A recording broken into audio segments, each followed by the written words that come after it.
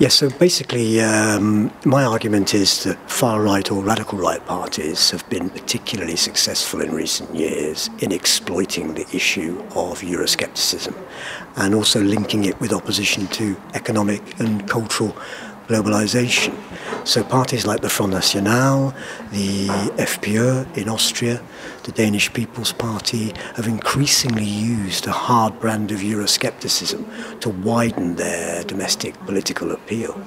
To put it very simply, being Eurosceptic gains more votes than being anti-immigrant and is less contentious, and it helps to legitimise these particular parties. I think they have been mainly strategically motivated by this. Obviously, being Eurosceptic, given that they talk about national identity and issues like that and sovereignty, being Eurosceptic does come with a certain logic.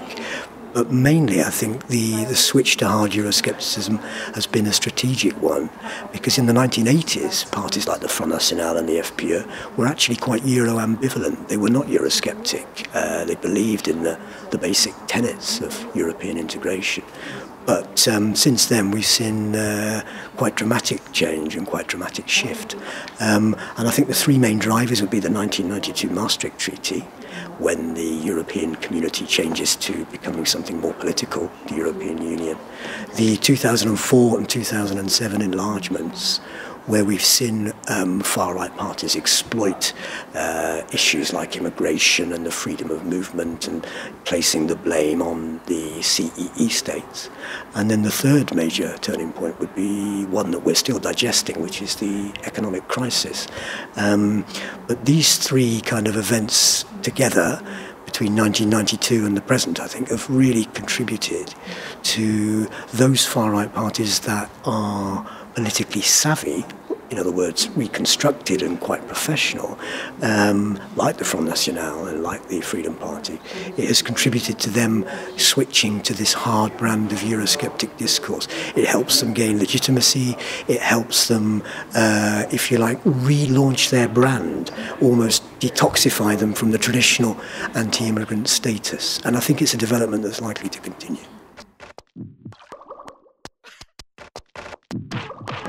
Well, I think one of the issues that concerns me is that there's this perceived democratic deficit in Europe. In other words, that the EU is not democratic, and the EU is far from perfect and certainly needs restructuring and reform. But I think one of the problems is not actually the democratic deficit, but the knowledge deficit.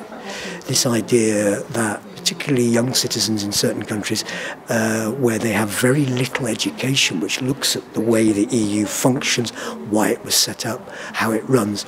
In these countries, we're finding that the levels of Euroscepticism are higher amongst younger people. The UK being a case in point, where hostility towards the EU is quite ingrained.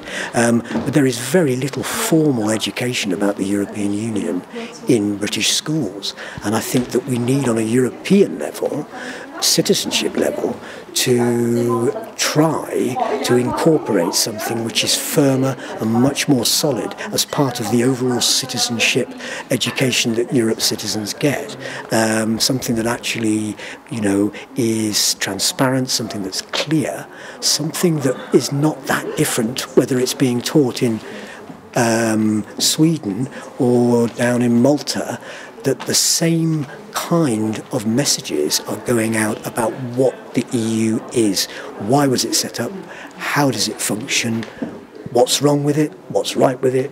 What needs to happen to it in the future? But I think, for me, that's my major bugbear, is that there is a lack of a cohesive educational input for young citizens about what Europe is. And even some of my students, and I teach in a UK university, just do not really understand the European Union and what it's about. And we teach them courses about European Union politics, and they begin to understand. But the level of knowledge from some of the sort of 17, 18-year-olds that we meet is pretty low about EU matters. And so if you don't understand the EU, it's easy to oppose it, without really knowing it any better. So for me, it's a big issue. It's a really big issue. Yes, Europe is at fault, and Europe does have issues that need working on. It needs to be reformed.